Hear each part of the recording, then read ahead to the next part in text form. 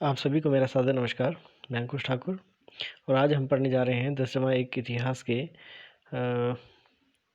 अध्याय औद्योगिक क्रांति के बारे में, जिसमें विस्तृत रूप से हम देखेंगे किस प्रकार से जो औद्योगिक क्रांति आई, ठीक है, और औद्योगिक क्रांति में किस प्रकार से जो है वो विभिन्न जो परिवर्तन हुए वो किस प्रकार से हुए। आइए शुरू करते हैं अध्याय औद्योगिक क्रांति से। सबसे पहले जो है हम देखते हैं कि औद्योगिक क्रांति, इसे नाम जो है वो औद्योगिक क्रांति क्यों कहा गया, क्योंकि एक्चुअल में जो परिवर्तन विशेष तौर पर जो औद्योगिक और आर्थिक दृष्टि से जो परिवर्तन आए, उसी के परिणाम स्वरूप जो है यहाँ पर इसे औद्योगिक क्रांति के रूप में जिसे संबोधित किया गया। हालांकि इसका जो मुख्य तौर पर जो है जो अक्सर माना जाता है वो एक अर्थशास्त्री थे, एक फिलोसफर थे। उनका नाम था अर्नोल्ड टैनबी, ठीक है। उनके द्वारा जो है एक रेवोल्यूशन के रूप में जो इसे बतलाया गया था, और इसीलिए जो है इसे इंडस्ट्रियल रेवोल्यूशन या औद्योगिक क्रांति कहा जाता है। औद्योगिक क्रांति के दो फेजेस हैं। पहला जो है वो 1850 ईस्वी तक है, 1780 से लेकर, ठीक है। हालांकि जो है इसमें अगर हम उस समय के प्रसिद्ध शासक की अगर बात करते हैं तो उनका नाम था जॉर्ज तृतीय, जिनका शासनकाल 1760 से 1820 ईस्वी था। लेकिन जब हम इनके दो चरणों की बात करते हैं औद्योगिक क्रांति के, तो प्रथम चरण जो था वो आपका आता है 1780 से 1850 ईस्वी, और विशेष तौर पर जो द्वितीय जो चरण है वो आपका 1850 ईस्वी से आरंभ होता है। और ये इसमें विशेष तौर पर जो परिवर्तन आता है वो आता है आपका जो इलेक्ट्रिसिटी है, जो बिजली है, और दूसरा जो है वो रासायनिक जो तत्व हैं उनके संदर्भ में, ठीक है।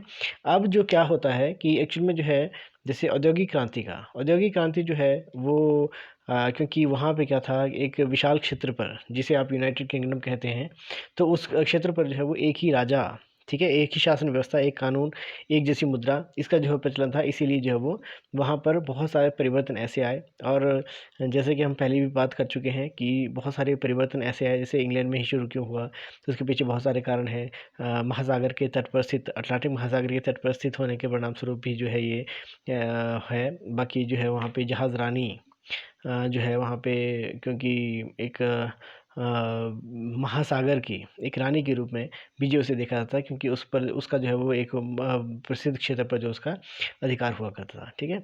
और इसके अलावा जो है वहाँ पे शांति और समृद्धि का काल, जो आपका जॉर्ज तृतीय का काल है, वो भी इसका कारण था। बढ़ती हुई जनसंख्या के परिणाम स्वरूप जो है बढ़ती हुई जो वस्तुओं की मांग थी, ठीक है, उसकी पूर्ति करना, वो भी उस औद्योगिक क्रांति का कारण था, ठीक है। और उनकी साम्राज्यवादी नीति, क्योंकि उसी साम्राज्यवादी नीति के उपरांत, ठीक है, ये उसका कारण भी था और उसका परिणाम भी था। क्योंकि उसी औद्योगिक क्रांति के लिए उन्हें बहुत सारा कच्चा माल भी चाहिए था और तैयार माल के लिए बाजार भी चाहिए था, और इसी के लिए जो है इसे पूरा करने के लिए उन्होंने क्या किया, सहारा लिया किसका, साम्राज्यवादी नीति का, अर्थात शक्ति के बल पर दूसरे देश के क्षेत्रों पर जो है नियंत्रण स्थापित करना, राजनीतिक और आर्थिक नियंत्रण स्थापित करना, ठीक है। अब जहाँ तक हम बात करते हैं व्यापार व वित्त की, तो इसमें आप देख सकते हो, क्योंकि एक्चुअल में क्या हुआ कि ये ज़रूरी हो गया था इंग्लैंड के लिए कि वो जो है अपने संसाधनों को, ठीक है, विशेष तौर पर जो उसको विकसित करें। तो उसके लिए जो है वहाँ पे उन्होंने क्या किया, व्यापार और वित्त पर जो है विशेष ध्यान दिया, और उसके लिए संपूर्ण व्यवस्था उनके द्वारा जिस चीज़ पर बल दिया गया, क्योंकि वहाँ के विकास के लिए सर्वाधिक जो महत्वपूर्ण योगदान रहा वो रहा वहाँ के बैंकिंग सिस्टम का। क्योंकि वहाँ पे 1694 ईस्वी में जो वहाँ पे बैंक ऑफ इंग्लैंड की स्थापना की गई। क्योंकि आपको यहाँ पे ये ध्यान रखना होगा कि एक्चुअल में जो है जो तीव्र गति से जो बढ़ती हुई जो जनसंख्या थी वो जो है वहाँ पे बहुत सारी व्यवस्थाओं को पूरा करने के लिए आवश्यक हो गई। जैसे कि अगर हम बात करते हैं, जैसे ये जो बड़े शहर थे, जिसमें विशेष तौर पर जो आपका लंदन शहर है, ठीक है, तो 19 शहर और 11 शहरों में जो है उनकी जो मतलब जो संख्या थी उसमें वो शुमार थी, ठीक है। वो बहुत तेज़ी से बढ़ते जा रहा था, और बाद के समय में क्या हुआ कि जब वहाँ पे उस कमी को, उस आवश्यकता को पूरा करने के लिए जब वहाँ पे व्यवस्था बनाने की बात जब वहाँ पे की गई, तो उसी के परिणाम स्वरूप वहाँ पे एक बैंकिंग सिस्टम भी जो स्थापित किया गया, बैंक ऑफ इंग्लैंड जो है वो 1694 ईस्वी में वहाँ पे स्थापित किया गया, ठीक है। और कुछ समय पश्चात जो है वहाँ पे 100 के करीब जो है वो अकेले लंदन में जो वहाँ पे वो स्थापित हुए, और बाद के समय में सैकड़ों जो बैंक थे वो कुल मिलाकर वहाँ पर स्थापित हो गए, ठीक है।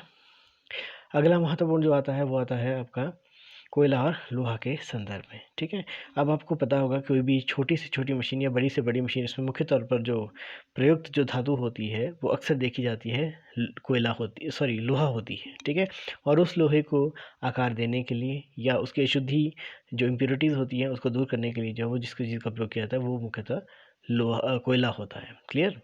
तो ये जो चीज़ें आती हैं इसमें, ठीक है, वो जो है विशेष तौर पर और इंग्लैंड में जो औद्योगिक क्रांति सर्वप्रथम आई, क्योंकि उसके पीछे भी ये कारण था कि वहाँ पे लोहे और कोयले के पर्याप्त भंडार थे, और इसके अलावा जो अन्य अन्य जो खनिज थे, ठीक है, उसमें भी वहाँ पे काफ़ी जो उपलब्धता मौजूद थी।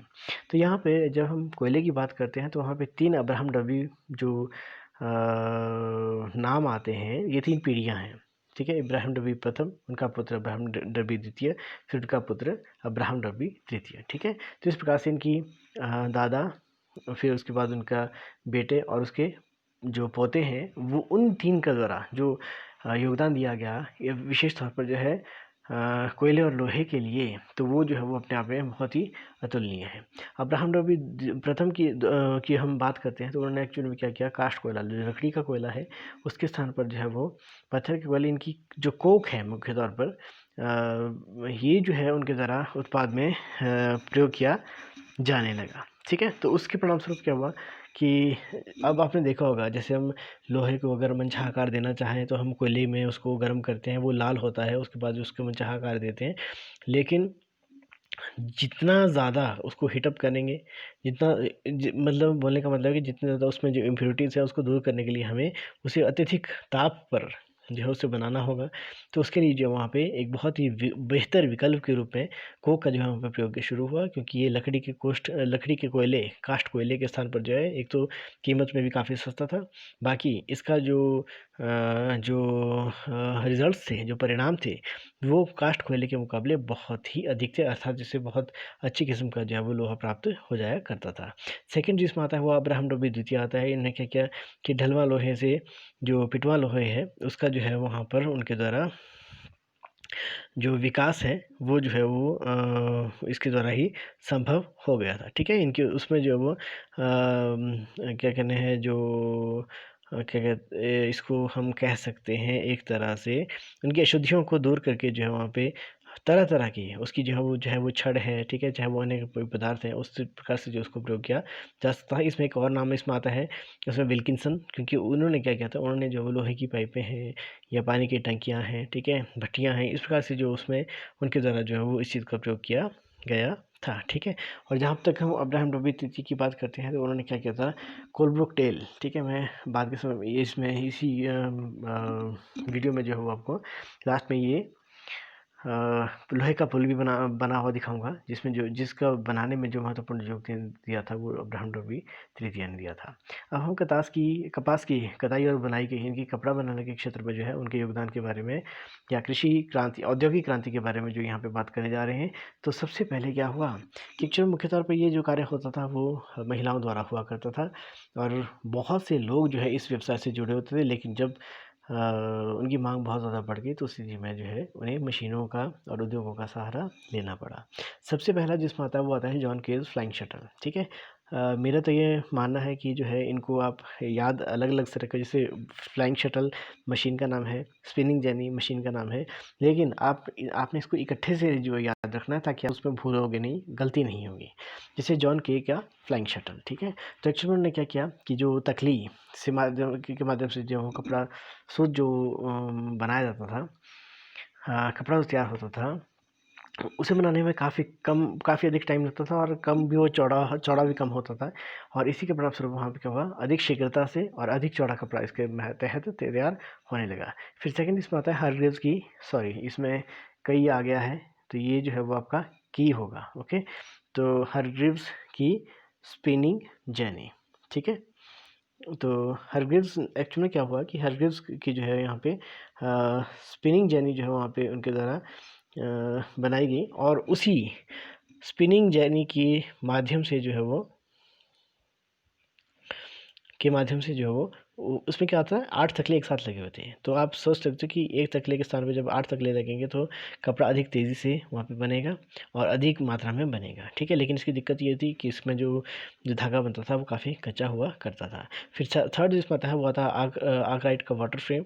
तो आर्कराइट का जो वाटर फ्रेम था वो भी जो है उसके लिए एक मील का पत्थर जो है वो साबित हुई। लेकिन इसमें भी इसमें जो पहली बार जो है वो एक औद्योगिक पद्धति इनके घरों से बाहर निकल कर जो है वो कहीं दूर इनकी पानी वाली जगह के समीप जो है इस प्रकार की जो मशीन को स्थापित किया गया था, ठीक है। फिर उसके बाद जो है वो क्रॉम्पटन म्यूल क्रॉम्पटन ने जो वो एक विशेष तौर पर एक कपड़ा जो है तैयार करना शुरू कर दिया, जिसे म्यूल या मखमल के जैसा जो है वो ये हुआ करता था। फिर लास्ट में आता है वो आता है आपका कार्टराइट का वाटर फ्रेम। और इसमें जो है वो मुख्य तौर पर आप इसमें देख सकते हो कि इसे बनाने के लिए मुख्य तौर पर इसे प्रयोग में लाने के लिए मुख्य तौर पर जो वहाँ पे आपका जो प्रयोग में लाई गई थी वो थी आपकी वाटर फ्रेम, जिनकी पावर के रूप में जो है उसे इनकी भाप की शक्ति को जो है उसमें प्रयोग में लाया गया था। क्लियर, ठीक है। तो ये तो जो है वो कपड़ों के संबंधित जो कुछ महत्वपूर्ण आपकी खोजें थी या उनके उपकरण थे, ठीक है। और इस प्रकार से जब बहुत सारे जो आपके कपड़ा उत्पादक जो क्षेत्र थे वो जो है वो इस प्रकार से शहरों के रूप में अस्तित्व में आ गए। अब हम बात करते हैं भाप की शक्ति, ठीक है। जो स्टीम इंजन है मुख्य तौर पर क्या होता था एक्चुअली, इसका जो मुख्य तौर पर जो प्रयोग हुआ था वो खदानों में खानों में होता था, ठीक है। खाने जो होती थी वो मुख्य तौर पर जैसे कोयले की खान हो गई, तो उसमें क्या होता था जैसे जैसे उसमें अंदर गहराई तक जो है खुदाई की जाती थी तो दो प्रकार की समस्या होती थी। पहला होता था खदानों में पानी आ जाना और दूसरा होता था खदानों में अंधेरे की समस्या, ठीक है। उससे निजात पाने के लिए क्या होता है अगर हम जो है वहाँ पे लालटेन ले जाते या लौ ले जाते, ठीक है, तो उस स्थिति में क्या होता था उसमें जो गैस होती थी वो उसको आग को पकड़ लेता था और वहाँ पे विस्फोट हो जाता था। और जब पानी, ठीक है, मैनुअली आप कितना कर पानी निकाल लोगे तो उस प्रकार से जो वो बहुत ज़्यादा समस्या वहाँ पे होती थी। तो उसके लिए जो वो समय समय पर उनके द्वारा जैसे थॉमस सेवरी ने एक माइनस फ्रेंड नामक एक इंजन बनाया था, ठीक है। लेकिन ये भी जो वो अधिक मतलब खनन मित्र के रूप में से जाना था, लेकिन जो है इसका जो बॉयलर था, ठीक है, वो जल्दी फट जाता था। फिर उसमें थॉमस न्यूकमन ने भी इसमें जो एक कुछ परिशोधन किया, ठीक है, लेकिन ये भी जो उतना कामयाब नहीं साबित हो सका। और अंततः जेम्स वॉट ने क्या किया कि उनने एक प्राइम मूवर के रूप में जो उसे उसमें प्रयोग किया जाने लगा, जिसके परिणामस्वरूप जो है खदानों का पानी जो बाहर किया जाने लग पड़ा। और उन्होंने मैथ्यू वॉल्टन के साथ जो है वो 1775 ईस्वी में सोफा फाउंड्री की भी स्थापना कर दी थी। क्लियर, ठीक है। तो आपने यहाँ पे रखना है थॉमस सेवरी माइनस फ्रेंड, और सेकंड जो आता है थॉमस न्यूकॉमन ने, और अंततः इसमें जो जेम्स वॉट ने इसमें जो वो पर्याप्त सुधार किए। एक चीज़ मैं यहाँ पे और कहना चाहूँगा, जब मैं रोशनी की समस्या की बात कर रहा हूँ तो आपको याद होगा तो आपने छोटी क्लासेस में पढ़ा होगा कि 1815 ईस्वी में क्या हुआ था कि जेम्स वॉट ने इसी प्रकार का एक लैंप तैयार किया था। उसका नाम था सेफ्टी लैंप, ठीक है, जिन्हें इन खदानों में रोशनी के लिए उपयोग किया जा सकता था, ठीक है। अब हम बात करते हैं जैसे नहरें और रेलों के संदर्भ में। तो एक्चुअल में क्या था, नहरें क्यों बनाई गई? नहरें जो होती थी वो जैसे इंग्लैंड में या लंदन में बहुत सारे जो पूंजीपति लोग थे, ठीक है, जो मुख्य तौर पर जो धनवान जो लोग थे, उनके पास जो है वो उन्हें पर्याप्त मात्रा में रोशनी के लिए, ऊष्मा के लिए या अन्य चीज़ों के लिए जो वो कोयला जो होता था वो आवश्यक होता था, और उस चीज़ से वो बहुत ज़्यादा जो है वो लाभ कमा सकते थे। इसीलिए उनके द्वारा जो है मुख्य तौर पर नहरों के, क्योंकि आपको एक चीज़ मैं यहाँ पे कह देता हूँ कि जो परिवहन का जो सबसे सरल और सबसे सस्ता जो साधन है वो है आपका जल परिवहन, ठीक है। इसलिए वहाँ पे क्या हुआ, नहरें बनाई गई, बहुत सारी नहरें बनाई गई। हालांकि ये फर्स्ट जो नहर थी, फर्स्ट जो कैनल थी आपका, वो नहर थी वो जेम्स ब्रिनले द्वारा तैयार की गई थी, और ये वर्सली कैनल इसको जो है वो कहा गया था।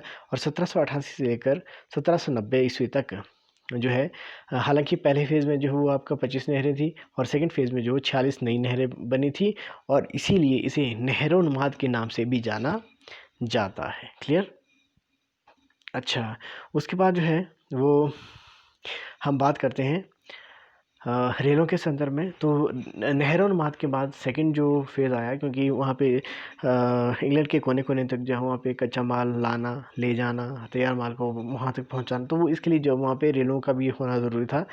और इसीलिए रेलों के संदर्भ में जो कुछ इंजन के बारे में यहाँ पे बात की गई है, जैसे 1801 ईस्वी में रिचर्ड ट्रेविथिक का पफिंग डेविल, फफकता दानव भी इसे कहा जाता है, लेकिन जो है ये ज़्यादा कारगर साबित नहीं हो सका। ठीक है, पहला जो स्टीम इंजन रेलवे के संदर्भ में जो प्रयोग किया गया वो स्टीफनसन का रॉकेट इंजन था। और 1814 ईस्वी में जॉर्ज स्टीफनसन ने जो एक ब्लचर नामक जो है एक क्या कहते हैं एक रेलवे इंजन का जो निर्माण किया था। और 1825 ईस्वी में स्टॉकटन और डार्लिंगटन के बीच जो है वो पहली रेलवे लाइन जो है वहाँ पर स्थापित की गई थी। ठीक है, और जहाँ तक हम बात करते हैं तो रेल उन्माद की, तो 1833 से लेकर जो है वो 1837 ईस्वी तक इसे छोटे रेल उन्माद के नाम से जाना जाता है। इसमें 1400 मील लंबी जो है रेलवे लाइन इसमें बिछाई गई थी। और 1844 से लेकर 1847 ईस्वी के बीच में इसे जो है वो बड़े रेल निर्माण के बीच में इसमें कहा जाता है, जहाँ पर जो है वो 9500 मील लंबी जो वो रेलवे लाइन वहाँ पर बिछाई गई थी। ठीक है, स्लाइड के माध्यम से जो वो आपको इतना ही। और मैं आपको कंटेंट आपकी किताब के आधार पर जो है वो कुछ और चीज़ें यहाँ पे